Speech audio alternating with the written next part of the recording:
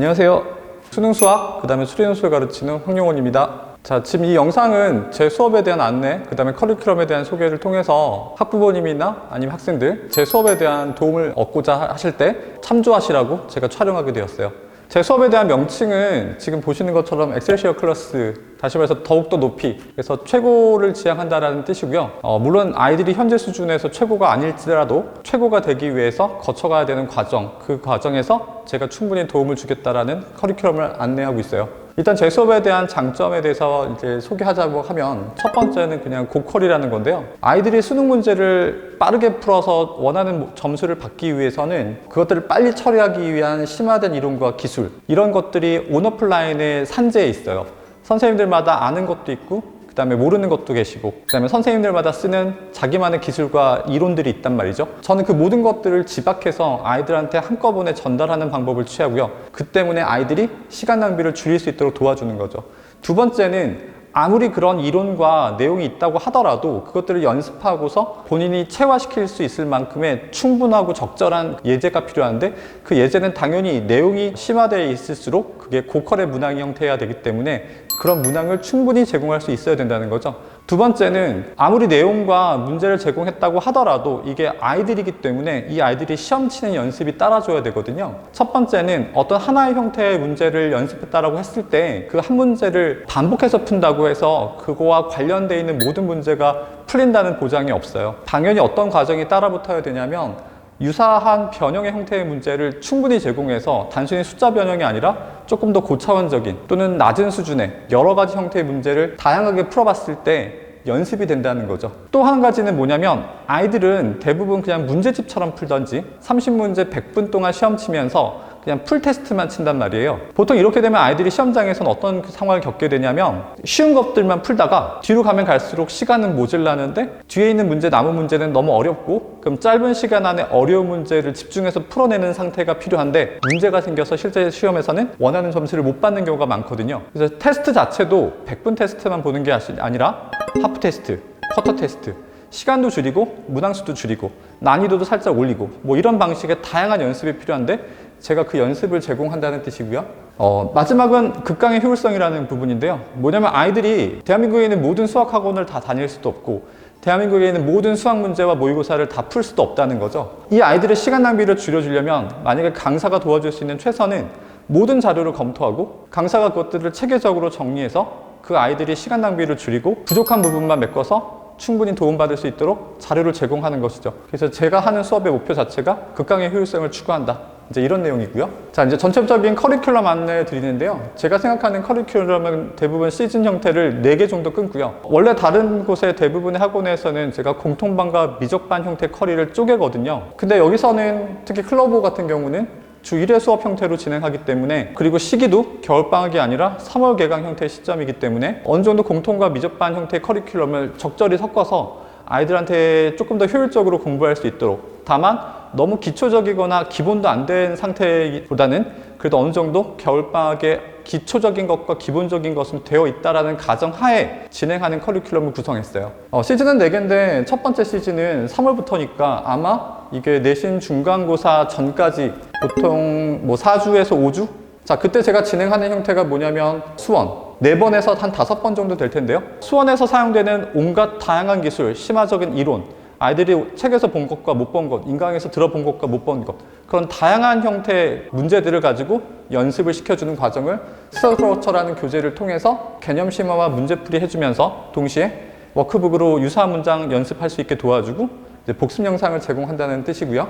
다시 중간고사가 끝나면 여름 전에 한 9주 정도 기말고사 전까지 시간이 있을 텐데요. 수투, 그 다음에 미적을 4번, 회차는 조금 다를 수 있긴 한데 수투까지는 스트럭처 똑같은 방식으로 말씀드린 것처럼 주제별 내용 심화, 그 다음에 유사 문장 풀이, 복습 영상 제공, 이 상태로 제가 끌고 가요. 조금 달라지는 건요, 이 미적 진행하는 과정에 있어서 보통은 제가 스트럭처라는 교재를 써서 미적도 충분히 회차를 많이 가지고 아이들한테 이제 훈련을 시키는데요. 지금 클러버 같은 경우는 아이들이 앞 단계에서 수원 수투하는 동안 많이 시간을 보냈고 여름에 임박했다는 거죠. 그럼 분명히 어디선가 미적에 관해서 기본 이상의 내용을 풀고 연습했을 거예요. 내신도 일부 봤을 거고. 저는 어떤 형태의 미적을 생각했냐면요, 특히 송도 같은 경우 제가 수업을 해보았을 때 아이들이 생각보다 심화적인 내용이라든지 기술 같은 게 연마가 덜 돼 있더라고요. 딥인사이드라는 교재를 쓰는데, 이 교재는 스트럭처보다 조금 더 높은 단계이고, 그 다음에 어떤 특정 주제와 유형에 대해서 집중적으로 탐구하는 교재예요. 그래서 모든 내용을 다 정리할 수는 없고 한 4-5번 정도로 해서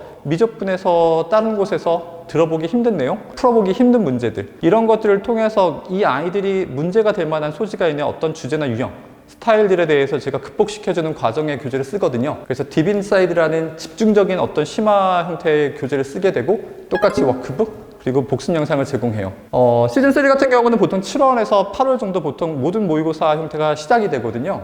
그래서 스프린트라고 제가 보통 말을 하는데요. 이게 실전모의고사 1단계고요. 조금 있으면 파이널이 실전모의고사 2단계일 텐데, 이건 어떻게 생각하시면 되시냐면요, 실제 모의고사 100분 모의고사와 똑같은 상태로 아이들이 테스트가 진행이 돼요. 이 문제들은 실시간으로 진행되는 그 주에 나와 있는 모든 모의고사를 제가 분석하고요, 제 나름대로 그것들에 대해서 좀 더 발전시키고 변형시키면서 가장 고퀄이라고 생각하는 형태의 문항들로 모의고사를 만들어서 아이들한테 실시해요. 그 다음에 준킬러 모의고사, 그 다음 비킬러 모의고사라고 해서 실제 킬러를 뺀 것들 또는 준킬러도 뺀 것들의 형태의 모의고사를 3세트씩 제공해요. 이런 형태를 스스로 할 수 있도록 제가 모의고사 형태의 여러 가지를 제공한다는 거고요. 당연히 이것도 복습 영상을 제공하겠죠. 파이널로 갔을 때는 마지막 시험 직전 한 달 정도일 텐데요. 6월과 9월에 대한 시험의 형태에 출제된 신유형, 어떤 문항 배치라는 거를 충분히 고려해서 실전 모의고사에 그것을 반영하는 거죠. 그리고 실제로 마지막 파이널 형태가 진행되었을 때 이미 몇 달 전에 출제된 형태의 모의고사, 출판된 모의고사가 아니라면 모든 현강에서 진행되는 모의고사들은 선생님들이 서로 굉장히 경쟁적으로 6월과 9월을 반영한 형태의 조금 더 아이들한테 도움이 되는 문제들을 제작하고 생산하여 테스트하려고 노력하거든요. 제가 그 모든 문제를 검토하고 분석하고, 그래서 그것들을 구성해서 제가 변형 발전시켜서 모의고사를 구성하고, 남는 여러 가지 다양한 형태의 문제들을 공부할 수 있는 유사 변형 형태의 복습 문항 형태로 제공한다는 거죠. 똑같이 준킬모, 비킬모 모두 제공하고 복습 영상을 제공하는데, 시즌3와 파이널의 차이는 6월과 9월이 충분히 반영돼 있고 막판에 문제가 될 수 있는 실제 6월과 9월에서 제시했던 가이드라인을 어느 정도 따라가면서 연습할 수 있게 도와주는 작업이에요.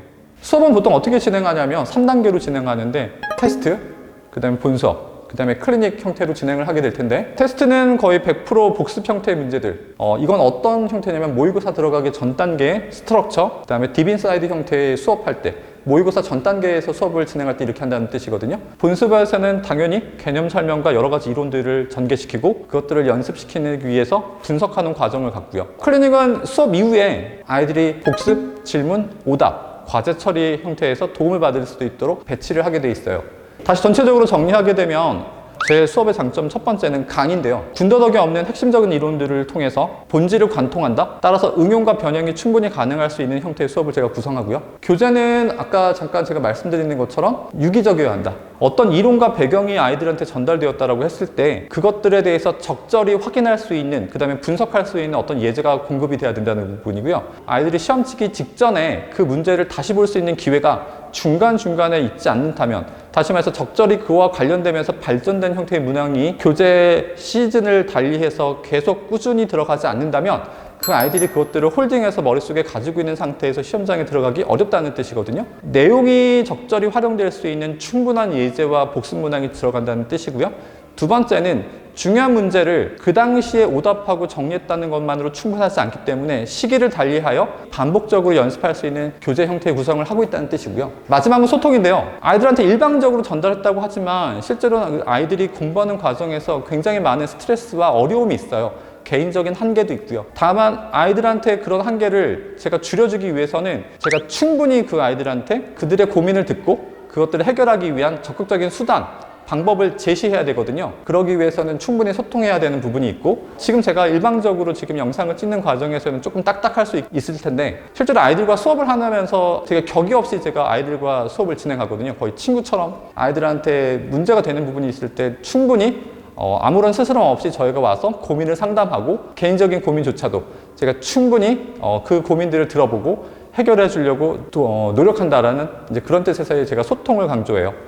이게 마무리인데요. 제가 수업 준비하는 과정, 그 다음에 커리큘럼 구성, 그 다음에 이 수업을 진행하면서 아까 말씀드렸던 강의, 교재, 소통이라는 측면에서 아이들한테 제가 해줄 수 있는 모든 것, 강사가 제공할 수 있는 모든 부분에서 더할 나위가 없다, 최선을 다했다, 이렇게 자부하면서 말씀드릴 수 있을 것 같아요. 그래서 제 커리큘럼 구성을 잘 따라오고 저와 충분히 소통하면서 공부를 열심히 한다면 대부분의 아이들이 자기가 원하는 등급, 올라갈 수 있는 최고의 등급 충분히 맞을 수 있도록 제가 도울 수 있다는 말씀 드리고 싶어서 이 영상 찍게 되었습니다.